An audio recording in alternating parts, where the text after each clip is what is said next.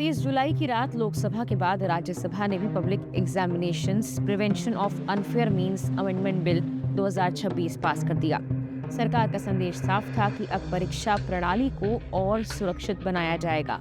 लेकिन सोचिए, इस खबर को आए 24 घंटे भी पूरे नहीं हुए थे कि 31 जुलाई की सुबह अखबारों और न्यूज वेबसाइट्स पर एक और पेपर लीक की खबर छा गई। दरअसल नया मामला ओडिशा से सामने आया। यहाँ पर पोस्ट ग्रेजुएट मेडिकल परीक्षा के दौरान सोशल मीडिया पर क्वेश्चन पेपर की तस्वीरें वायरल हो गई। दावा किया गया कि परीक्षा शुरू होने के कुछ ही मिनटों बाद सवालों की फोटो एक व्हाट्सएप ग्रुप में पहुंच गई। इतना ही नहीं, कुछ छात्रों ने ये भी आरोप लगाया कि परीक्षा चलने के दौरान कुछ मोबाइल नंबरों से जवाब भी भेजे जा रहे थे। हालांकि इस दावे की आधिकारिक पुष्टि नहीं हो पाई है, लेकिन इतना जरूर है कि इस घटना ने एक बार फिर से परीक्षा प्रणाली पर गंभीर सवाल खड़े कर दिए हैं। बताया ये जा रहा है कि ये मामला 27 जुलाई का है। Odisha university of health sciences यानी OUHS के तहत 2026 बैच की MS और MD जनरल सर्जरी थ्योरी परीक्षा चल रही थी। परीक्षा शुरू होने के कुछ मिनट बाद ही प्रश्न पत्र की तस्वीरें सोशल मीडिया पर दिखाई देने लगी।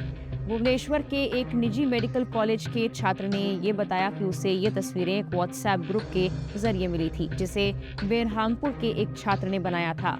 यानी सवाल यह कि जिस परीक्षा हॉल में मोबाइल ले जाना भी प्रतिबंधित था, वहां से आखिर प्रश्न पत्र बाहर कैसे पहुंच गया। मामला सामने आने के बाद Odisha university of health sciences हरकत में आई।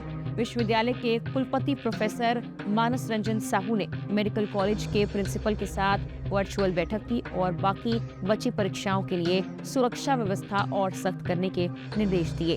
विश्वविद्यालय ने पूरे मामले की आंतरिक जांच के आदेश भी दे दिए हैं। मीडिया रिपोर्ट्स के मुताबिक इसी बीच MKCG मेडिकल कॉलेज के डीन और प्रिंसिपल हरे कृष्ण दलई का बयान भी सामने आया है। उन्होंने कहा कि इसे सीधे सीधे पेपर लीक कहना सही नहीं होगा। उनके मुताबिक अगर प्रश्न पत्र परीक्षा शुरू होने से पहले छात्रों तक पहुंच जाता तब इसे पेपर लीक कहा जाता, लेकिन इस मामले में क्वेश्चन पेपर परीक्षा शुरू होने के कुछ मिनट बाद परीक्षा हॉल से बाहर भेजा गया। इसीलिए इसे परीक्षा हॉल से प्रश्न पत्र की तस्करी कहना ज्यादा सही होगा।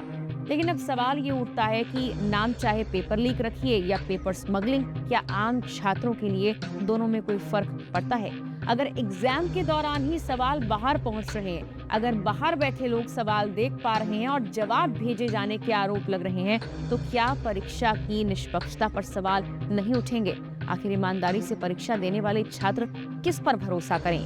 डीन ने यह भी माना कि ये बेहद चौंकाने वाली घटना है। उन्होंने ये कहा कि परीक्षा केंद्र में मोबाइल फोन पूरी तरह से प्रतिबंधित थे और प्रवेश से पहले फ्रिस्किंग भी की गई थी। इसके बावजूद किसी इलेक्ट्रॉनिक डिवाइस के जरिए प्रश्न पत्र की तस्वीरें बाहर भेजी गई। अब जांच इस बात की भी होगी कि आखिर वो डिवाइस परीक्षा हॉल के अंदर पहुंचा कैसे और उसका इस्तेमाल किसने किया।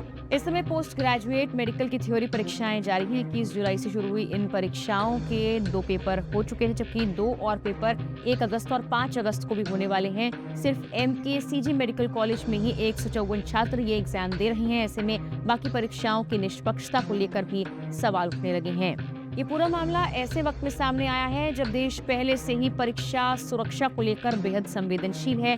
नीट पेपर लीक विवाद के बाद लाखों छात्र सड़कों पर उतर आए थे। कॉकरोच जनता पार्टी के नेतृत्व में आंदोलन 30 दिन से भी ज्यादा वक्त तक चला। छात्रों की मांग थी कि परीक्षा प्रणाली में पारदर्शिता लाई जाए और जिम्मेदार लोगों पर कार्रवाई हो। आखिरकार केंद्रीय शिक्षा मंत्री धर्मेंद्र प्रधान के इस्तीफे के बाद आंदोलन खत्म हुआ था। लोगों को लगा कि शायद अब परीक्षा व्यवस्था में बदलाव देखने को मिलेगा, लेकिन अब फिर वही सवाल है। एक तरफ संसद में नया कानून पास हो रहा है, दूसरी ओर परीक्षा के दौरान प्रश्न पत्र सोशल मीडिया पर पहुंच गया है। अगर परीक्षा केंद्र के अंदर से ही सवाल बाहर निकल रहे हैं, तो फिर कानून की सख्ती जमीन पर कब दिखाई देगी? क्या सिर्फ नए बिल पास कर देने से व्यवस्था बदल जाएगी या फिर परीक्षा केंद्रों की सुरक्षा, निगरानी और जवाबदेही भी उतनी ही मजबूत करनी होगी? अब इस पूरे मामले की जांच चल रही है। जांच के बाद ही ये साफ हो पाएगा ये सुरक्षा में चूक थी, किसी की लापरवाही थी या फिर कोई सुनियोजित साजिश। लेकिन इतना तय है कि हर नई ऐसी घटना उन लाखों मेहनती छात्रों का भरोसा जरूर कमजोर करती है जो दिन रात मेहनत करके सिर्फ एक निष्पक्ष परीक्षा की उम्मीद रखते हैं। फिलहाल के लिए इस वीडियो में इतना ही।